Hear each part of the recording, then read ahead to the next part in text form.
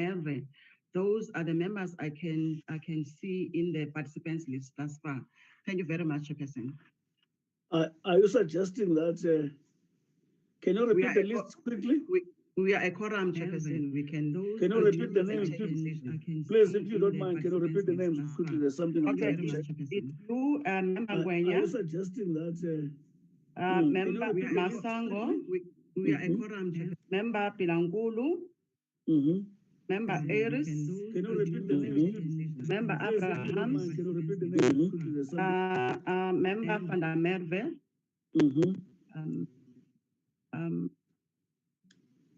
That's the members thus far. Yo. So,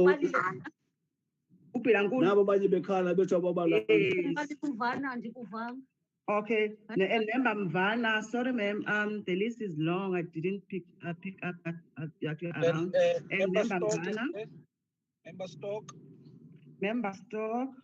Sorry, ma'am. Sorry, members. Any member that is available to confirm? Thank you for correcting that. Otherwise, Ben's of monitoring a lot for the meeting. Thank you, Chair. All right. Good morning, honorable. Good day, honorable members. Can I take this opportunity to welcome the minister, the deputy minister, and the team? We were with you yesterday. We are continuing. It was joined, and then it's a standalone National Assembly Portfolio Committee meeting. And we'll be meeting today to look at a matter, very touchy matter, which COVID is not allowing us to get close to it as a portfolio committee where we do oversight. Because if there's one area where we must do oversight, honorable members, is the GBV matter. It's one area where, before this term ends, we must look back and feel proud of ourselves.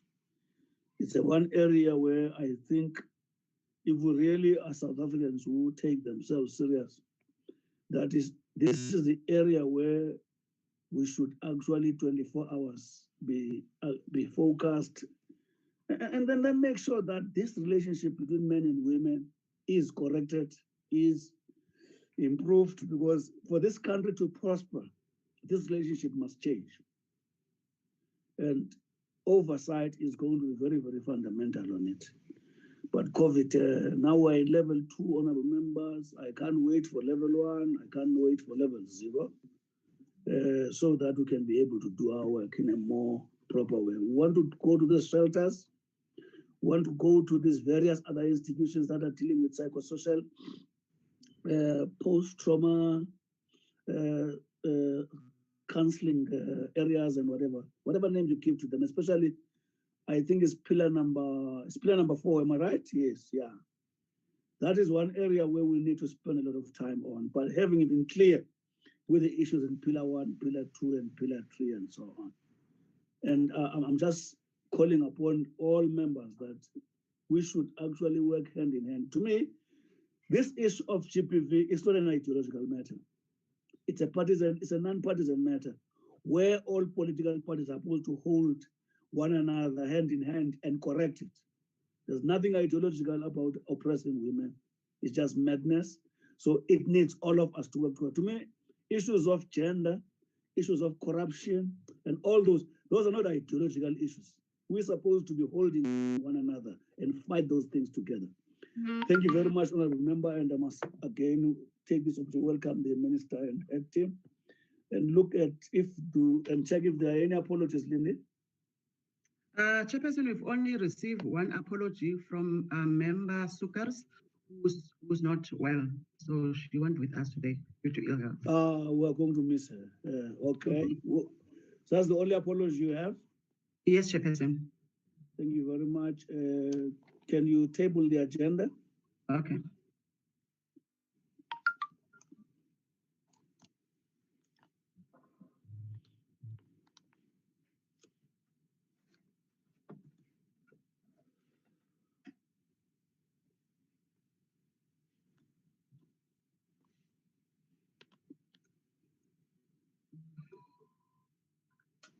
Can you scroll it, take it up? Sorry, Chair. Yeah. Where is it gone now? Sorry, Chair.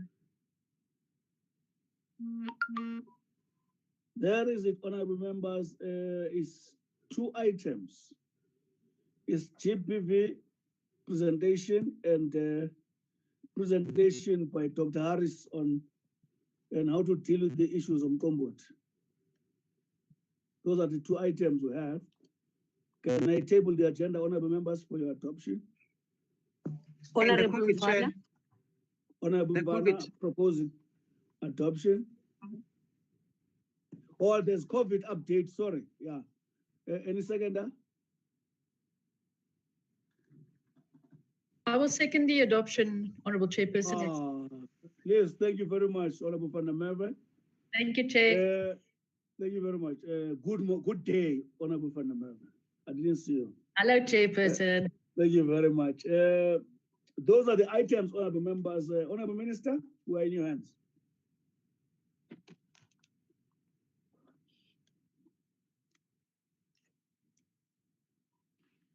A very good morning to you, Honorable Chairperson, and a very good morning to all the honorable members. And I think my Deputy Minister is also in the meeting.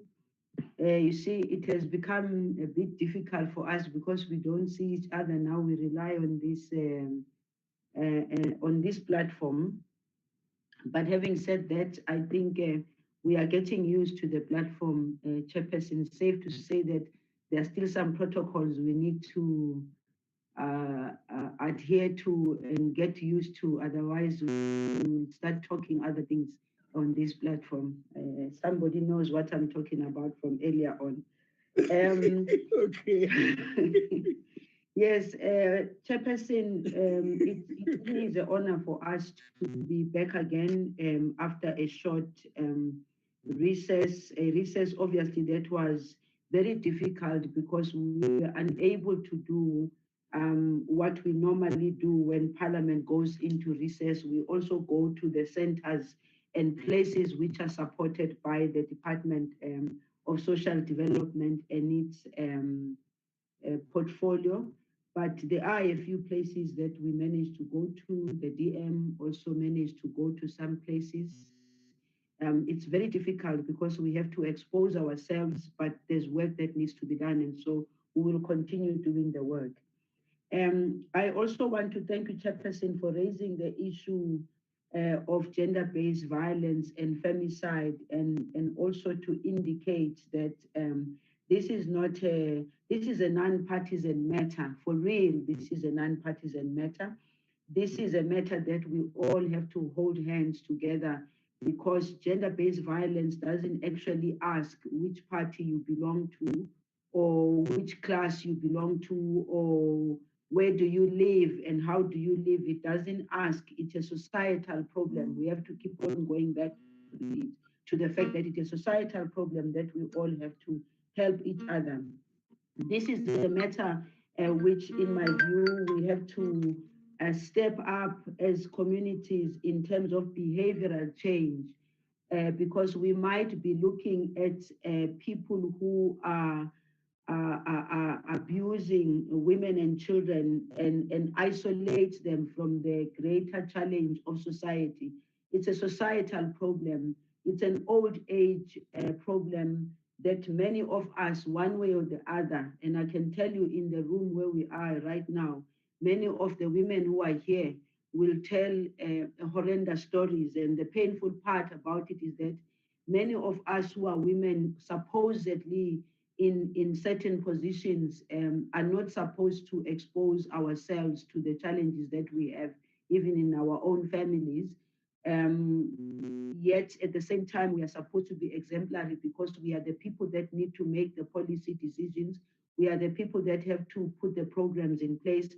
I always say in the olden days, when we used to talk about gender-based violence and how some of our own women would not want to talk about their own situation, I used to say we wear the 2 aprons, one for going out at work and one that we have to wear when we are at home.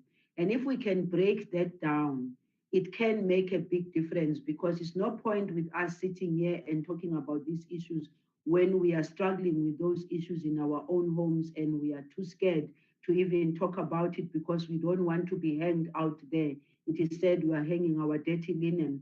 So to the men and women who are present here today, my view is that the chairperson is spot on about this being a non-partisan issue. This is an issue that we should not turn into a political football. It is something that we all have to work together. And my view, chairperson and honorable members, that we must go back to some of the old age things that we used to do, of knowing home to home, street to street, community to community, just the neighbor knowing without necessarily interfering, but knowing that something is happening next door that shouldn't be happening. So I am of the view that we need to go back and mobilize. Chairperson, you would know better, and all those who are in the room who know what it was during the liberation struggle, when we used to have very strong community committees that used to guide us and help us into who is where and why and what is happening. Even this issue of gender-based violence, if we are to be honest ourselves, is not something that our communities would have been proud of. We're never proud of it. You would hear here and there, maybe some men, when they are drunk, they would walk around and say, me, I'm going to slap my wife. That's the way I show how much I love my wife. And the wife would also go out and say, oh, yes, my boyfriend or wife or boyfriend, my boyfriend gave me a clap. He's doing that because he's showing love. This is the time we've developed programs that help us with behavioral change of our communities. It doesn't matter how long we've been in democracy for me. What matters is, this is the situation we're in today. This is what is happening. And as I started the meeting, I was being called by the MEC of KZN. And let me tell you, when I see that call of the MEC of KZN, my body just freezes. My intestines just knot, because I'm fearing what is the MEC going to be telling me now after all the bodies that were discovered. What is she going to be saying? So I will call her after this, because they're just those provinces where, you know, when the MEC calls you, you have to answer quick, because chances are that she's raising issues of gender-based violence. She's raising those issues. So I think that what we are doing here today is something that I personally, as well as the portfolio, I know the other sisters who work with me, they take this very seriously. We have to do everything we can. And one of the things that I think is a weakness in our system is the proper coordination between ourselves as social development, women, police, justice system. We still need to find a way of really like working together, not because some event or some incident has happened. We work together because we are saying 365 days of the year, we have to do everything we can to make sure that the work that we do must be seen, must be felt by the communities on the ground. And I think that we also need to call upon the different NGOs and NPOs that are doing this to also have a very coordinated approach towards it, so that we don't occupy this platform because we are trying to show that this one doesn't do the work and that one does the work. We occupy the platform because we want to make the difference that, Chairperson, you always talk about us seeing the impact of the work that we are doing. So today, we have to ensure that those who have experienced abuse are able to access appropriate support also. And the appropriate support we are talking about is not only the support that is rendered by the Department of Social Development, it is the support that is rendered also by many other departments. So this is the essence, for instance, of the National Strategic Plan on Gender-Based Violence and Femicide, which was developed by the Interim Steering Committee following the historic 2018 Presidential Summit. The NSP provides a multi-sectoral and coordinated national response, which was approved by Cabinet in March this year. It is a call to action for us all over the next, well, it's not 5 years anymore. It's now about 4 years or so. A call for us in the next years remaining to work together so we achieve our shared vision of a South Africa free from gender-based violence and femicide. The department will make the presentation, Chairperson. Safe to say that I do want to say that the NSP is anchored on 6 pillars, namely accountability, coordination and leadership, prevention and rebuilding of social cohesion, justice, safety and protection, response, care, support and healing, economic empowerment and research and information management. And so I'm not gonna go through the entire plan, the entire presentation on my side, because I think that let us allow the department to make the presentation so that we enable also the time for questions and so forth. Safe to say, Chairperson, that I do want to say that Pillar 4, we have recently gazetted the Victim Support Service Bill for public comment. And I'm saying to the department, let's not sit and say we have given it to it's going to go to Parliament. Let us make it our responsibility also to mobilize people to make the necessary input so that everyone who needs to make the input is aware of that. And I call on both members of the Portfolio and Select Committee to popularize the bill in your constituencies to ensure that our legislation keeps pace and that our interventions are responsive to the lived experience of gender-based violence. And then lastly, we also have the CARA funds, which I'm sure, Chairperson, part of what you were speaking about, that you are unable to go to the centers. This is one area with regarding to funding. We have allocated 100 million from the Criminal Assets Recovery CARA funds account to provide financial support to organizations rendering services to victims of crime, gender-based violence, and femicide. And the department will provide more information to members about this. And your task, obviously, is that of ensuring that the oversight is done, the right organizations are being given the money, they are also accountable for what they do. We also see the impact of the work that they do. Thank you very much, Chairperson. I'll give over to the department. Department, how many minutes are you going to take? Because we're in Parliament at 2 o'clock.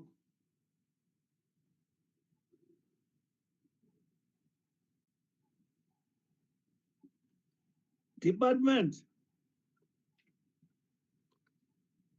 AGG. Yeah, they had a bit of a problem with connection. I hope they've connected now, Chair. Okay. Yeah, yes, I'm Minister. I'm not sure if you can hear us. Hello? Hello? Okay. Yes. You are speaking from far, Linton. Oh, okay. So, sorry, Chair.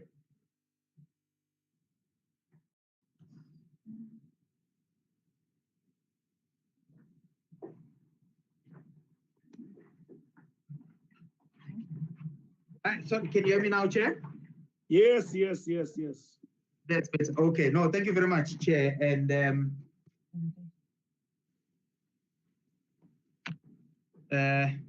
okay.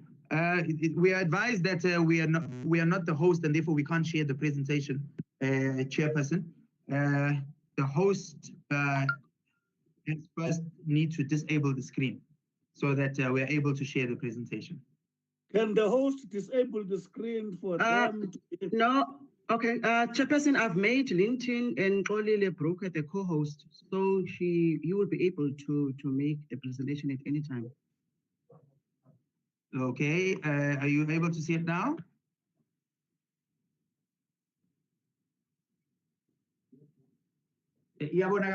Just try. Not yet. It seems to be coming. Okay. Not yet. I don't see it yet.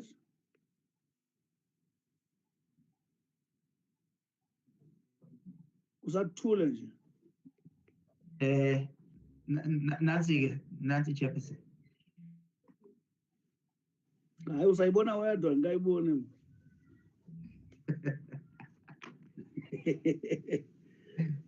Yeah, when I get my say see born a song. Oh, okay. Thank you very much, Chair. Go back. How many minutes? 10 minutes? 10 minutes? Or 15? 20. Aye. 15 is fine, Chair. Mamangani ubaniki 20. Awuyeke baba, push.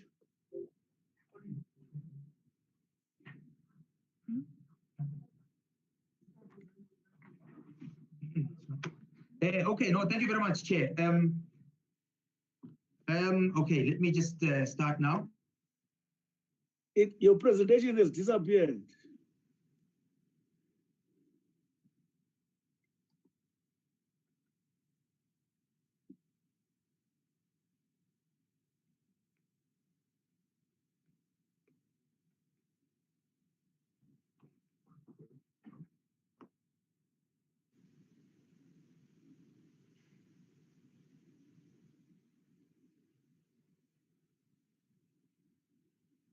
Yeah, kwenzekani ngoku?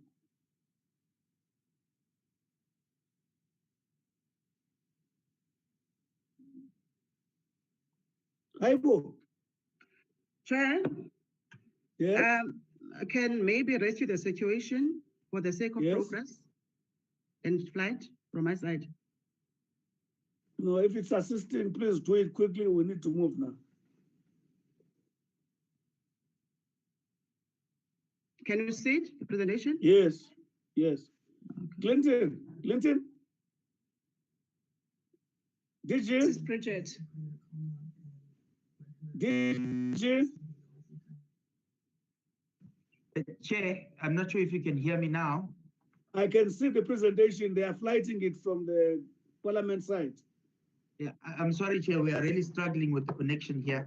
No, it's fine. They are I think we are flighting it load from shedding. Lindy, can you open it? It's small. Can you try to? Okay. I'm trying to set slideshow. Try to expand it a bit. Okay. I'm trying to put a slideshow. It doesn't want to do it.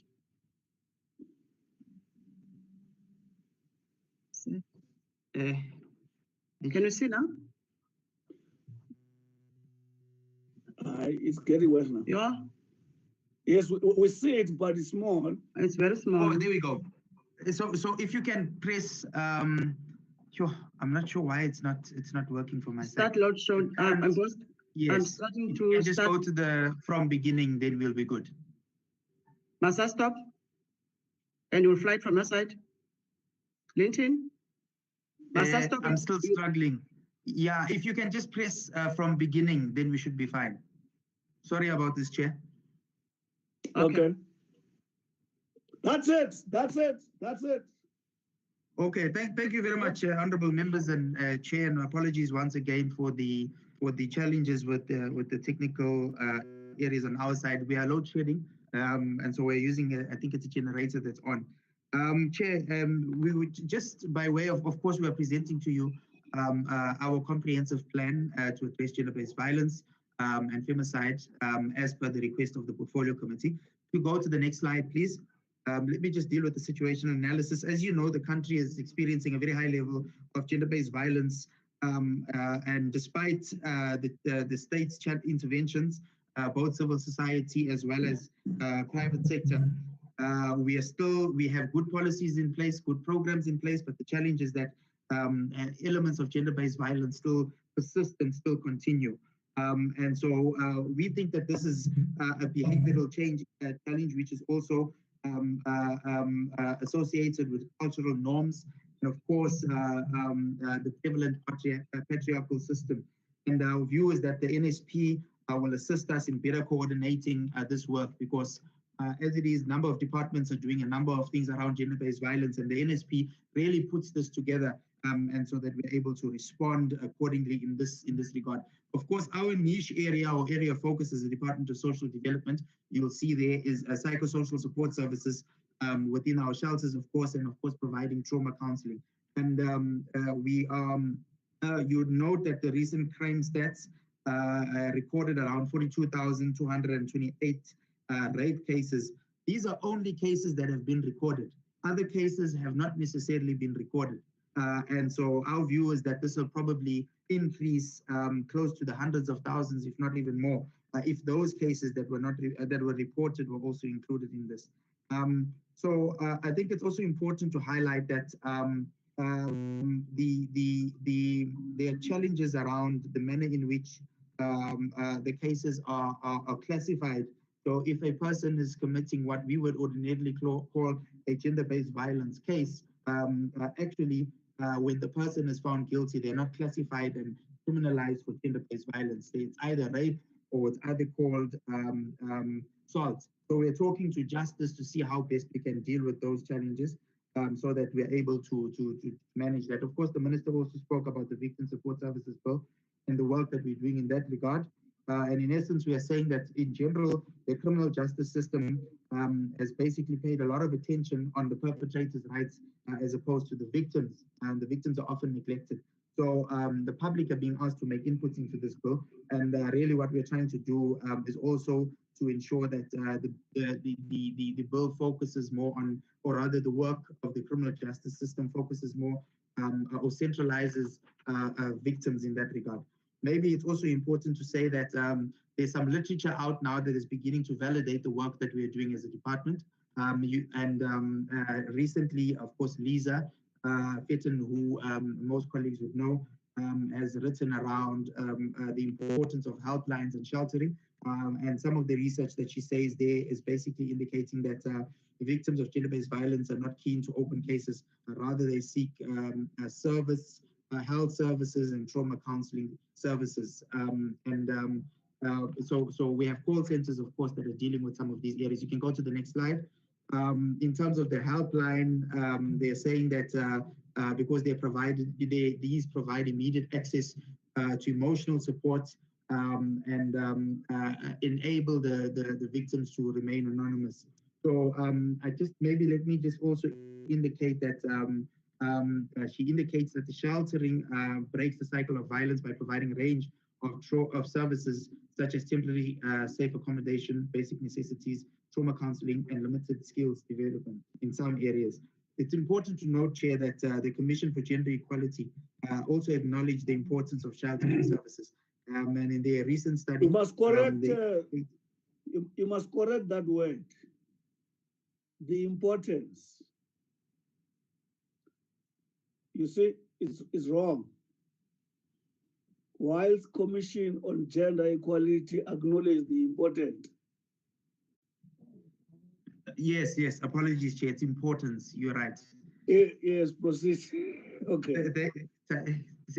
Chair. And of course, the study also reflects a number of challenges. Some of these challenges, let me just speak to one or two of them. In the shelters, one of the issues is that we tend to focus more on individuals rather than families. So if a mother would come with her kids to the shelter, in all likelihood, they would take just the mother and not necessarily the mother and the kids. Of course, some of the shelters are also not LGBTQI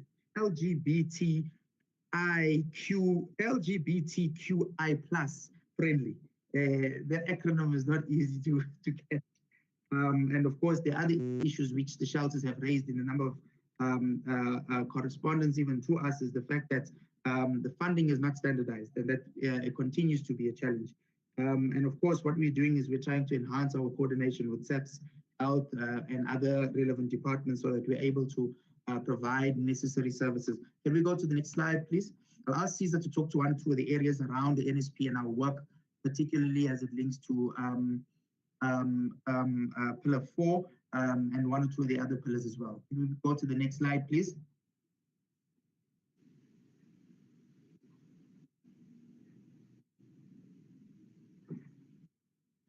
Is that the slide you want, Caesar?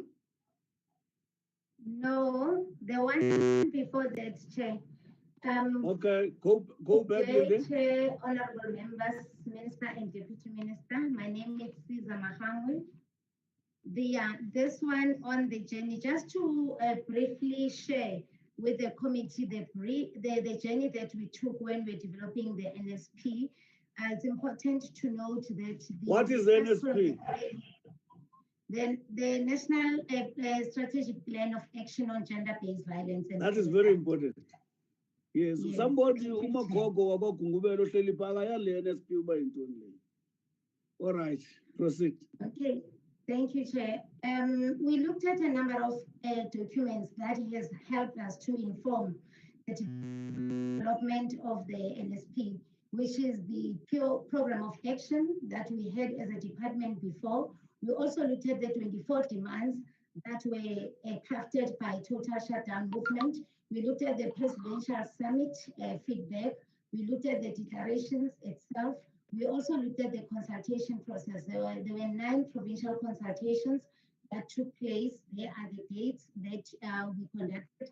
There was also online Facebook feedback that we are receiving, as well as specific sector consultations. Like there were a number of sectors that were consulted, unusual stakeholders, like the business sector was consulted, the youth sector, the labor sector, as well as the community-based sectors. So out of all those consultations, a draft was developed and approved. It was presented to Cabinet and it was approved. Next slide.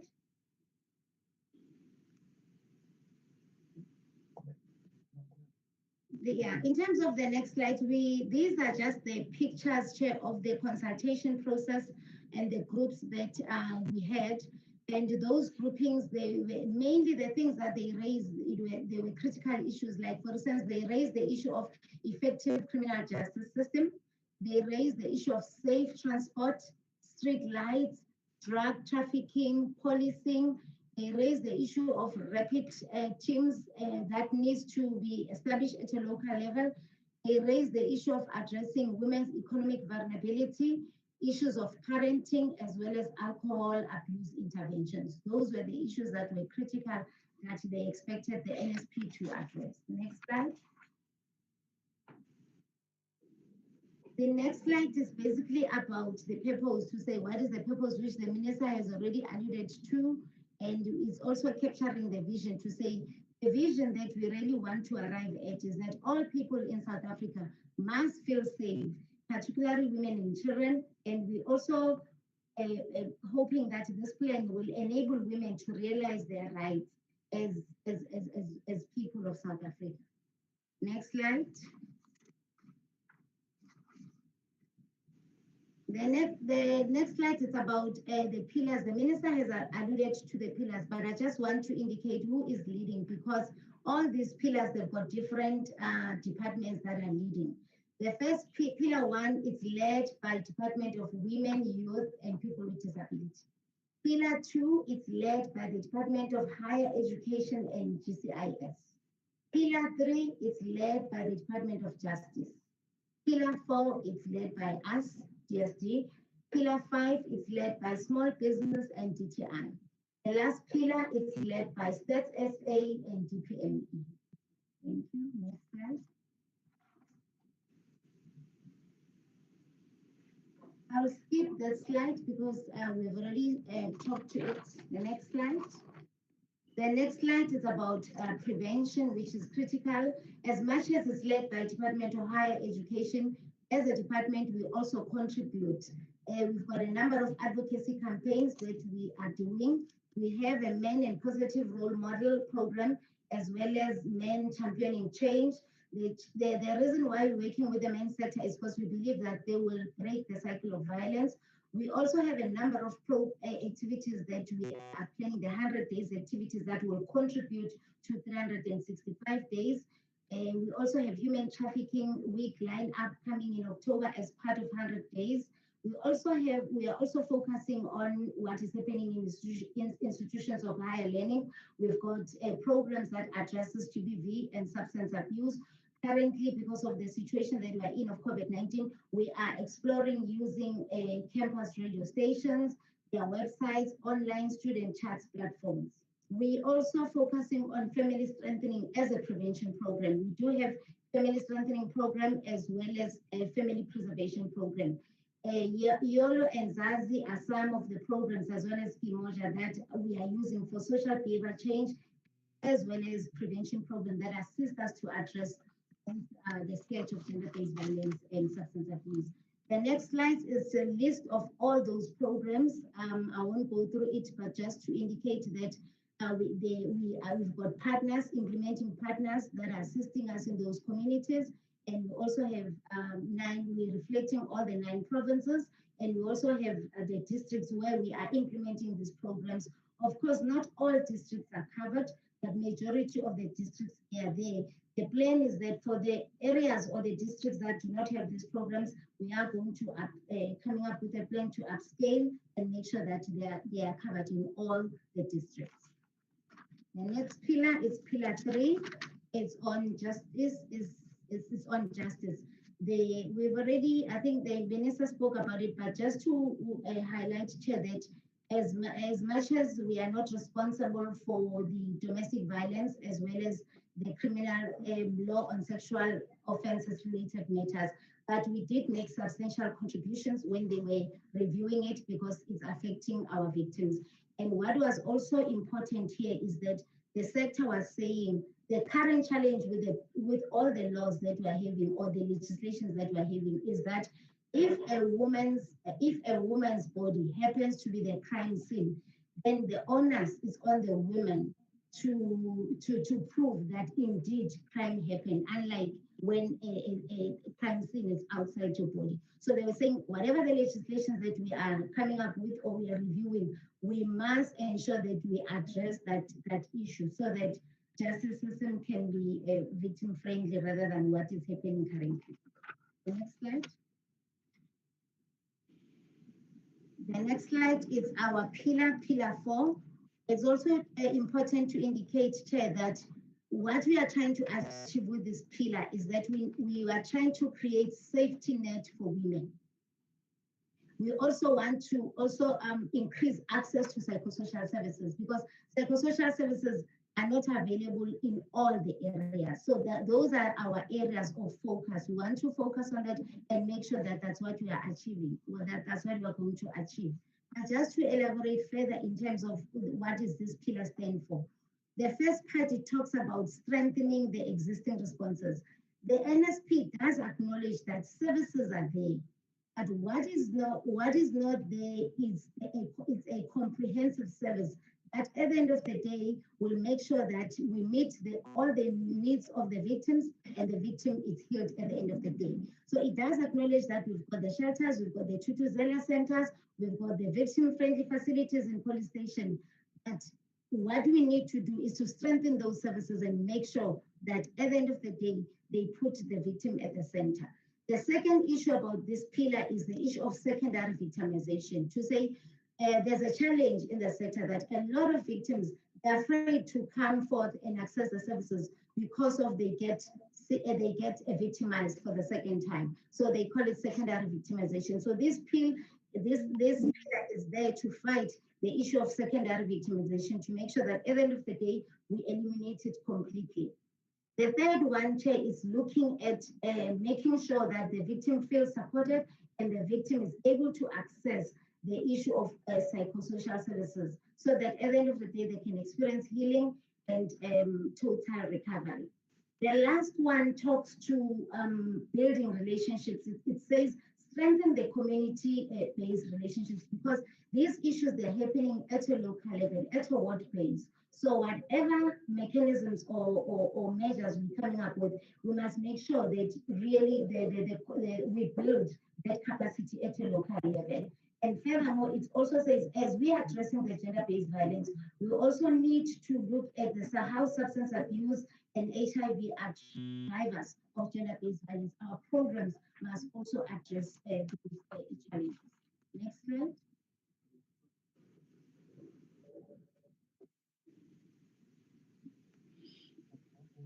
The next slide, Chair, just to summarize because of the time, what is important here is the issue of the psychosocial services. Like we said, that we want to make sure that it is everywhere.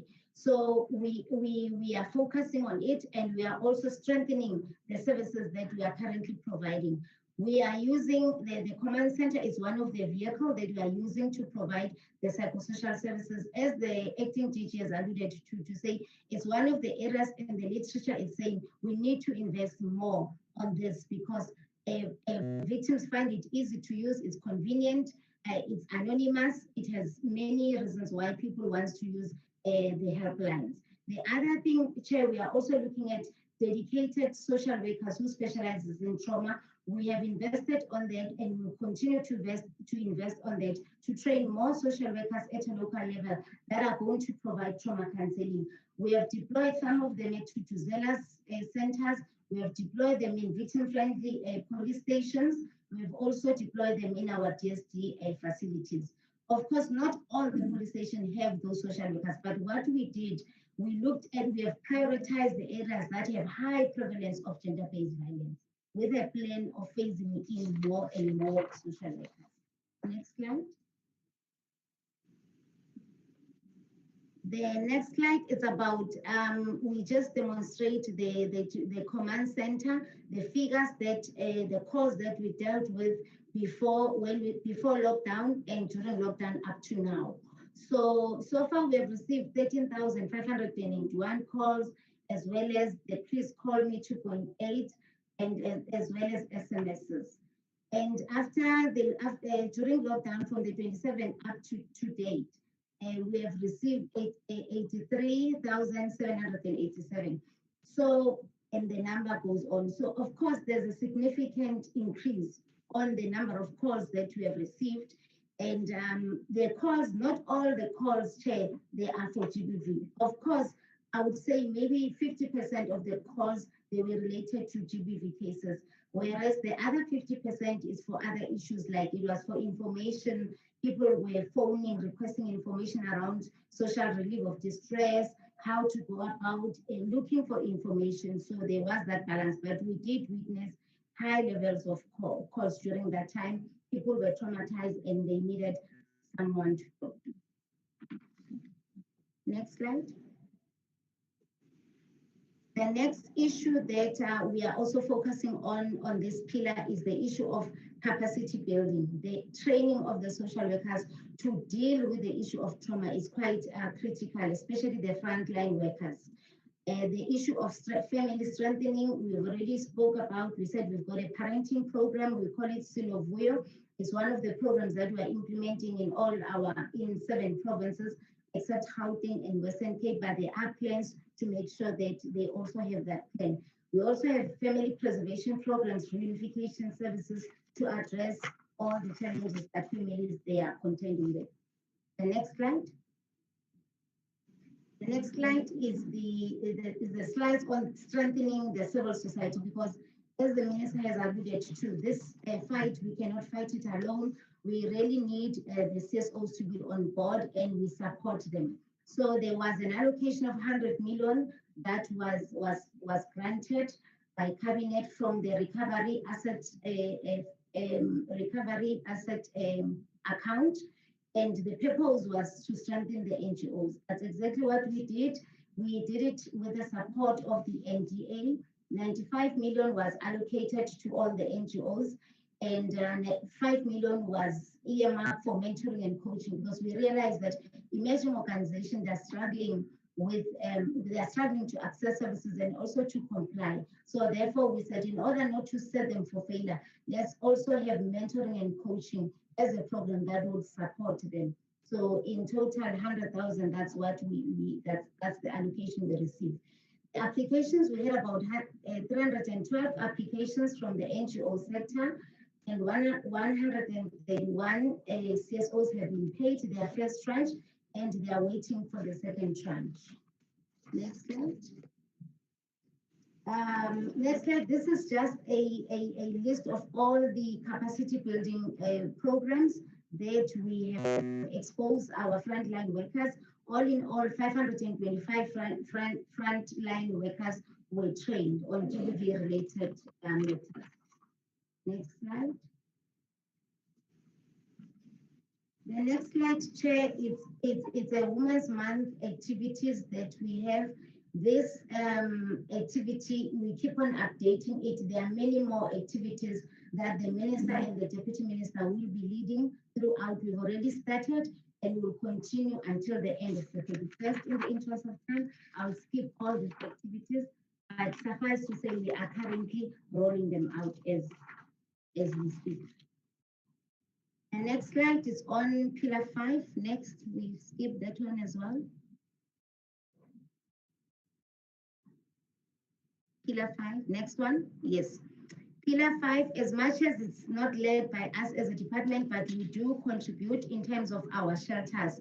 We are revamping our shelters, Chair. We are establishing a very strong development aspect so that women, when they leave our shelters, they are able to be employable. So that's what we are doing currently. We're working with the Department of Labor as well as Public Works. Pillar 6 is about research and information. We are working with DPME on this, looking at the research that we are currently doing so that they can inform our interventions. Next slide. The next slide, Chair, is about the challenges that we are faced as a sector, not only as DSD. The first one is limited capacity of the staff within government departments as well as local government. That makes it difficult to address the issue of gender-based violence adequately. Secondly, the issue of inadequate funding keeps on creeping up. It's a challenge that we are currently facing. Treasury has tried to increase our budget, but there's still not enough to address the issue of gender-based violence. Now there's a call that the private sector must begin to come to the party to contribute as well. There's also an issue of lack of accredited skills development programs in the shelters. Much as we've got shelters that are running, the challenge is to have the skills, the hardcore skills that are accredited by the sitters. We are also working with sitters to try and put in place those skills development programs. The other issue is the psychosocial support services to make sure that they are accessible everywhere.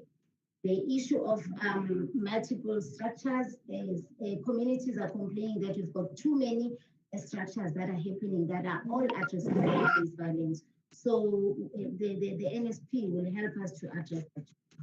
Next slide.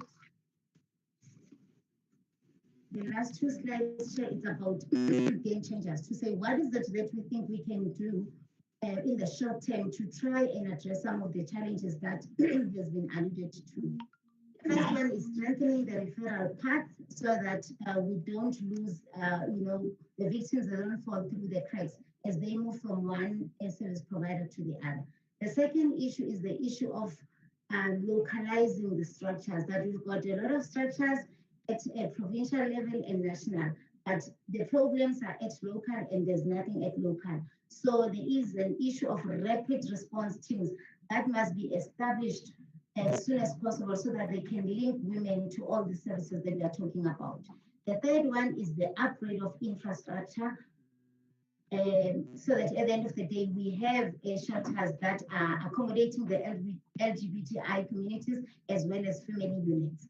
Another issue is the issue of information, the database. Currently, we've got we have databases that are not linked to each other, and yet we are servicing one victim. So we are working very hard with justice, SABS, and NPA to link our system because we are servicing one victim. The other issue is the issue of government and civil society frontline staff. They need to be debriefed because of their handling traumatic cases and to also prevent the burnout. So it's quite critical that the debriefing program is there to assist them. The other issue is the capacity building, that we need to continue to invest more on training our frontline workers so that they can prevent the secondary victimization that we alluded to.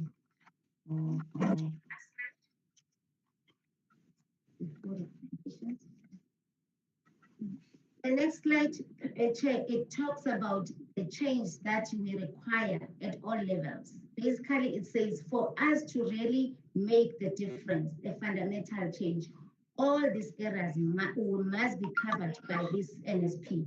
It talks about at an individual level, what is it that must happen? At a family level, because these incidences happen at a private space level, what is it that families need to do in order for them to really receive receive benefits from the NSP? It also talks about relationships that between men and their partners, relationships, how to build those relationships and make sure that they don't have toxic relationships.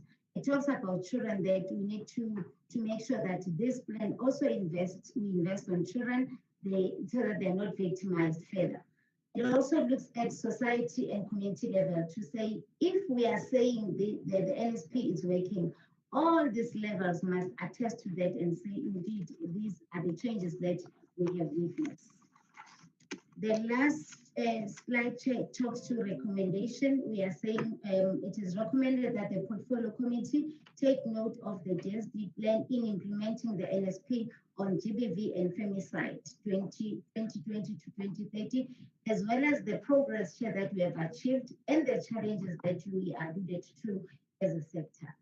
And also we are saying the portfolio committee notes that the minister is, with the support of the deputy minister, they are ambassadors of Pillar 4, and also to note that at a provincial level, the MECs of social development are expected to be the ambassadors of Pillar 4. I thank you, Chair. Yebo. Honorable members, do you want to say anything before we go for discussions?